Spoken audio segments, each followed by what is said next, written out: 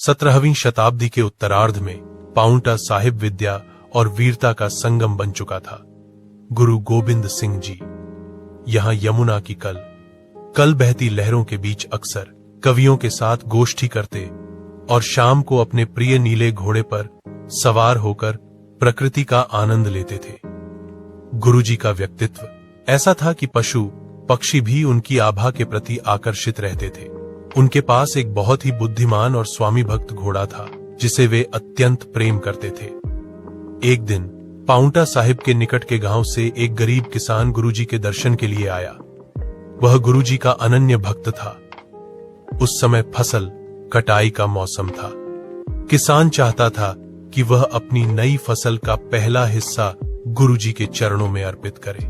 वह अपने साथ ताजे छोलों की एक बड़ी पोटली लेकर आया था, लेकिन उस किसान के मन में एक हीन भावना घर कर गई थी। उसने देखा कि अन्य धनी सिख गुरुजी के लिए रेशमी वस्त्र, कीमती शस्त्र और स्वर्ण मुद्राएं ला रहे हैं। उसने सोचा, मैं इतना निर्धन हूं, मेरी फसल भी इस बार बहुत कम हुई है।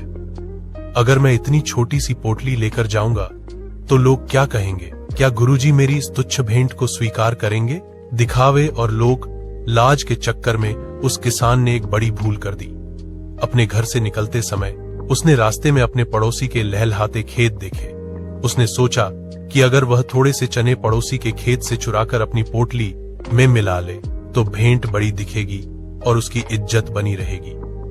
उसने चुपके से पड़ोसी के खेत से कुछ मुट्ठी चने तोड़े और अपनी ईमानदारी की कमाई में मिला दिए। उसे लगा कि मिश्रण हो जाने के बाद कोई पहचान नहीं पाएगा। जब किसान दरबार पहुंचा तो उसने बड़ी श्रद्धा के साथ वह पोटली गुरुजी के सामने रख दी। गुरुजी ने मंद मंद मुस्कुराते हुए वह भेंट स्वीकार की।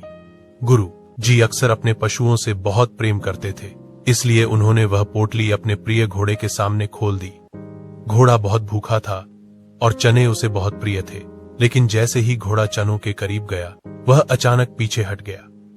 उसने अपनी गर्दन झटक दी और उन चनों को सूंघकर मुंह फेर लिया। सिखों ने दोबारा कोशिश की, लेकिन घोड़े ने एक दाना भी नहीं चखा। दरबार में सन्नाटा छा गया। सिखों को लगा कि शायद चने जहरीले हैं या उनमें कोई गंदगी है। गुरुजी ने गंभीर होकर उस किसान की ओर देखा। उनकी दिव्य दृष्टि किसान के हृदय के पार देख रही थी। गुरुजी ने कोमलता से पूछा, भाई, इन चनों में किसकी मेहनत की खुशबू है? क्या ये पूरी तरह हक हलाल, पूरी तरह अपनी मेहनत की कमाई है? किसान के पैर कांपने लगे। उसे एहसास हुआ कि जिस गुरु से कुछ नहीं छिपता, उससे वह क्या छिपा रहा था। वह फूट फूट कर रोने लगा और सबके सामने स्वीकार किया कि उसने अपनी भेंट को बड़ा दिखाने के लिए चोरी का सहारा लिया था। गुरु गोबिंद सिंह जी ने उस किसान को गले लगाया और प्यार से समझाया। उन्होंने पूरी संगत को संबोधित करते हुए कहा, सिखों, यह बेजुबान जानवर हमें जीवन का सबसे बड़ा पाठ पढ़ा रहा है। जो भोजन अधर्म और बेईमानी से कमाया गया हो, वह न केवल बुद्धि को भ्रष्ट करता है, बल्कि वह आत्मा के लिए भी जहर समान है। यह घोड़ा उस चोरी के अंश को पहचान गया। याद रखना, गुरु के घर में मात्रा का मोल नहीं, नियत और पवित्रता का मोल है। इस कथा का गहरा दार्शनिक विस्तार, यह कथा केवल एक किसान और घोड़े की कहानी नहीं है, बल्कि यह खालसा जीवन जांच की नींव है। आज के युग में हम अक्सर दिखावे के लिए अपनी सामर्थ्य से बाहर जाकर खर्च करते हैं या गलत तरीके अपनाते हैं। गुरुजी ने सिखाया कि ईमानदारी की एक सूखी रोटी बेईमानी के 56 भोग से कहीं अधिक श्रेष्ठ है। पाउंटा साहिब में गुरुजी ने ऐसे समाज की कल्पना की थी जहां हर व्यक्ति अपनी मेहनत पर गर्व करे। गुरु नानक देव जी ने 3 स्तंभ दिए थे, किरत करो, नाम जपो, वंड छको। गुरु गोबिंद सिंह जी ने इस घोड़े वाले प्रसंग के माध्यम से यह सिद्ध किया कि यदि पहली सीढ़ी ही गलत है तो अगली 2 सीढ़ियां कभी सफल नहीं हो सकती। बेईमानी की कमाई से किया गया दान पुण्य नहीं, बल्कि पाप का विस्तार है। यह प्रसंग हमें सिखाता है कि नैतिकता केवल इंसानों के लिए नहीं है। प्रकृति और पशु भी सत्य के स्पंदन को पहचानते हैं। जब हम गलत काम करते हैं तो हमारे आसपास का वातावरण भी दूषित हो जाता है। गुरुजी का घोड़ा उस नकारात्मक ऊर्जा को पहचान गया था जो चोरी के अन्न के साथ आई थी। गुरुजी ने उस किसान को दंड नहीं दिया, बल्कि उसे सुधार का रास्ता दिखाया। उन्होंने सिखाया कि यदि गलती हो जाए तो उसे स्वीकार कर लेना ही शुद्धिकरण की पहली सीढ़ी है।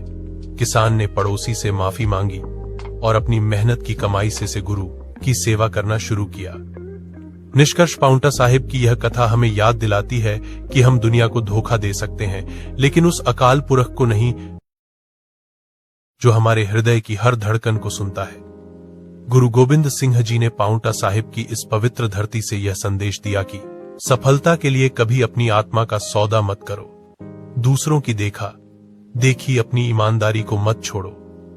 ईश्वर को तुम्हारी संपत्ति नहीं, तुम्हारी सच्चाई चाहिए। गुरुजी का वह घोड़ा आज भी हमें सिखाता है कि हमें अपने भीतर ऐसी विवेक बुद्धि पैदा करनी चाहिए जो सही और गलत में भेद कर सके। पाउंटा साहिब की हवाओं में आज भी यह मंत्र गूंजता है, ईमानदारी ही असली इबादत है। अगर आपको यह साखी अच्छी लगी तो कमेंट बॉक्स में वाहे गुरुजी जरूर लिखें।